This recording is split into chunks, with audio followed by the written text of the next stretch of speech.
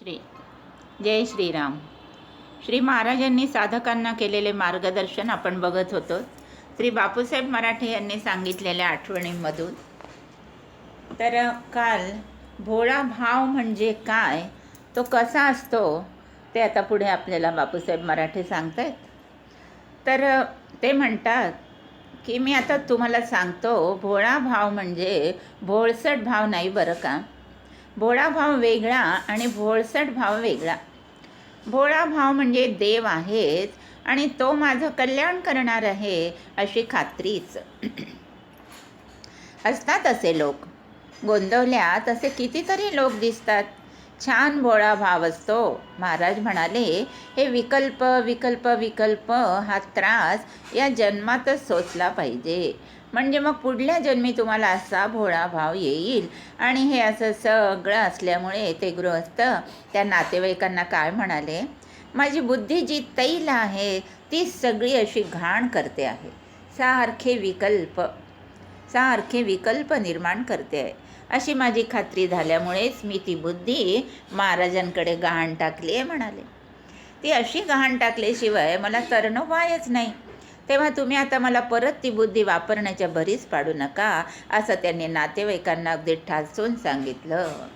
आता पुढला बुद्धिभेद हा आता 10वा बुद्धिभेद बरं का. हा काय बुद्धिभेद सांगू का. काही लोक या मार्गात 10 वर्ष असतात आणि सकृतदर्शनी काहीही फरक दिसत नाही, काही प्रगतीच दिसत नाही.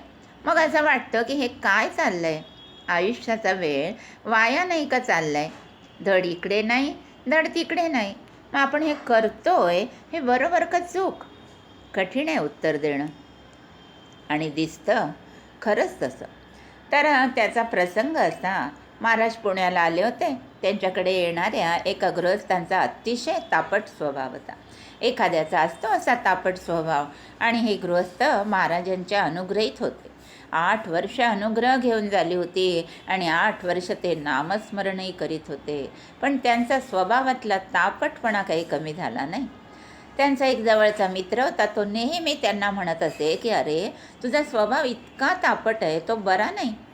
आणि त्यांच्या मनात काय येत असे की हा इतकं नामस्मरण करतो, वर्ष करतो आहे आणि याच्या स्वभावात तर काही फरक पडत नाही. तेव्हा नामस्मरणात हा स्वभाव बदलण्याचे सामर्थ्यच नाही, स्वभावात शांती आणण्याचे सामर्थ्यच नाही. मग आपण ते करायला नकोत. आणि अशा परिस्थितीत काय झालं, महाराज पुण्याला आले आणि हा तापट गृहस्थ आपल्या मित्राला काय म्हणाला, अरे आमचे महाराज आलेत, तर तू पण चल ना त्यांच्याकडे, बघ कसे आहेत आमचे महाराज ते.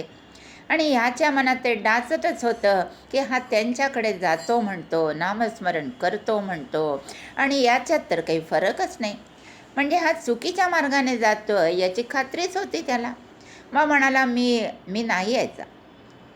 तर हा तापट मित्र त्याला काय म्हणतो, ठीक आहे, पण तू पत्ता तर घेऊन ठेव, आणि तुला वाटलं तर तू जा. आणि त्याप्रमाणे त्यांनी तो पत्ता दिला आणि हा घरी आला. आणि काय चावी फिरली कोणास ठाऊक, किंवा असं म्हणा की त्याची वेळच आली होती. त्यामुळे त्याला आतून वाटायला लागलं, आपण जाऊ तर खरे, एवढा हा आपला मित्र म्हणतोय तर जावं तर खरं. म्हणून ती स्वारी महाराजांकडे एकटीच आली. याला सांगून टाकलं होतं की मी येणार नाही. म्हणून हा एकटा भेटायला आला.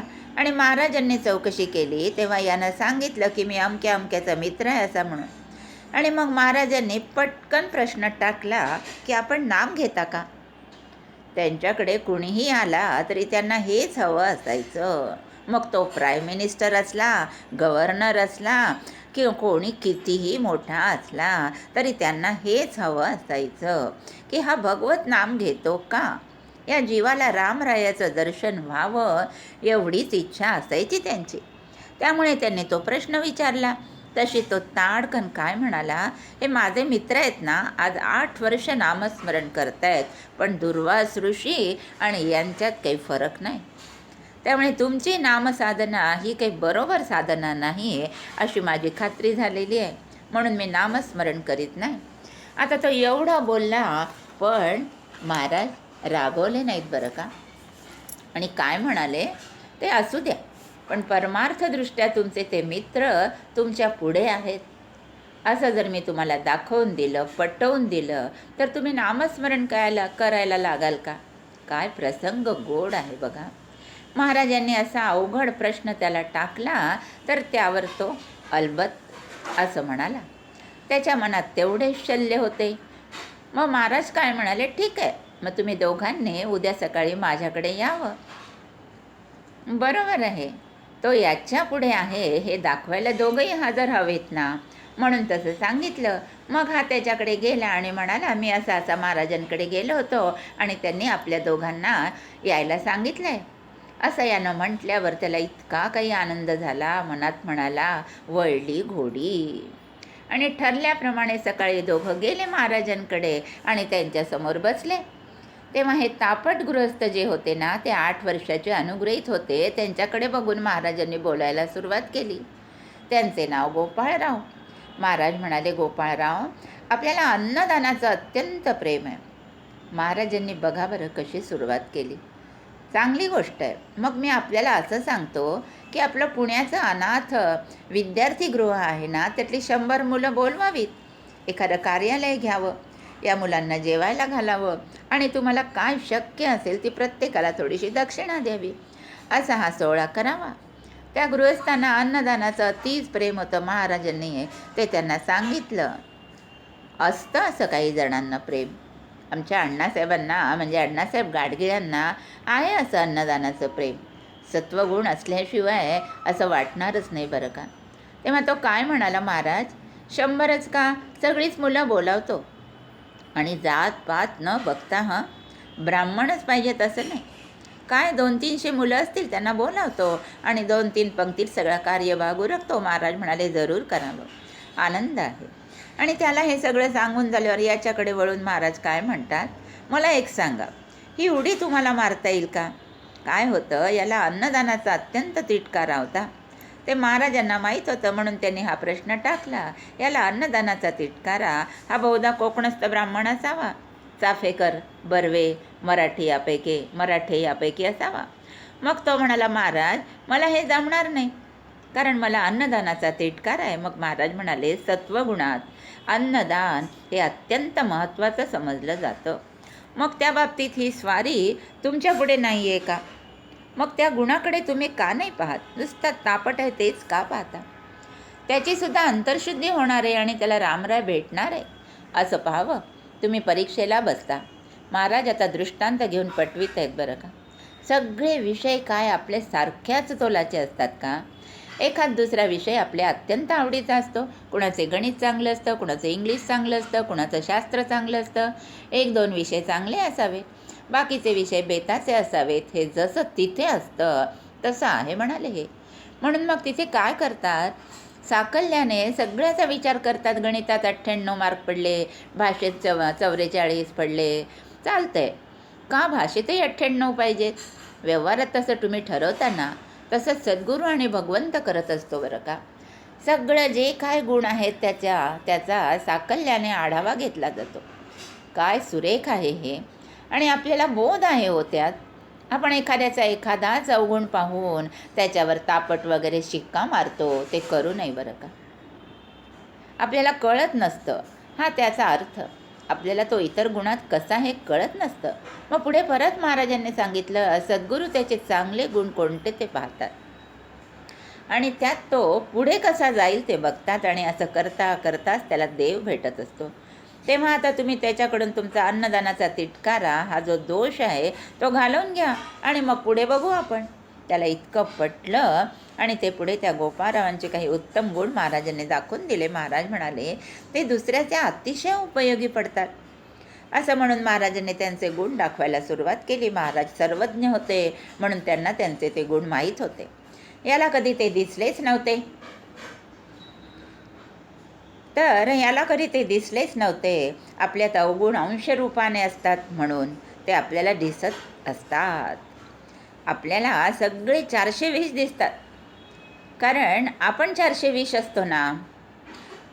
जसा तुमचा चेहरा तसा आरशात दिसतो. पुढे महाराज म्हणाले, ते अत्यंत कष्टाळू आहे. त्याच्या मनात कुविचार असा येतच नाही. आपल्याला काय तो विचार दाबावा लागतो. माझ्या सासऱ्यांचं मी सांगतो, त्यांच्या मनात कुविचार येतच नाही. आपण त्यांना पाहिलेलं आहे. कुविचार न येणं ही केवढी वरची लेवल आहे. आणि हा कायम दुसऱ्याची सेवा करतो, याकडे आपण लक्ष द्यावं. आणि आतून भगवंताचे प्रेम आहे आणि त्या तापटपणाचा ते काय उपयोग करतात माहिती आहे का? आपले साधन पुरे झाल्याशिवाय ते उठत नाही, असा ते उपयोग करत असतील. तो तापटपणा वाईट का चांगला? असं सगळं सांगितल्यावर त्याला ते पटलं आणि तो महाराजांना म्हणाला, आता मी त्याचे सगळे गुण बघतो आणि ते माझ्यात आणण्याचा प्रयत्न करतो. मी आपल्याला त्याच्याबद्दल जे बोललो ते माझे शब्द मी मागे घेतो, असं त्यांनी कबूल केलं. मग महाराज त्यांना काय म्हणाले, तुम्ही त्याचे गुण आणण्याचा प्रयत्न करा, पण ते केव्हा येतील सांगू का? तुम्ही नामस्मरण केलं तर येतील, नाहीतर येणार नाहीत म्हणाले. तुम्ही त्याची संगतही करा, नामस्मरणही करा, म्हणजे ते गुण तुमच्यात आलेले तुम्हाला दिसतील. असं हे झालं.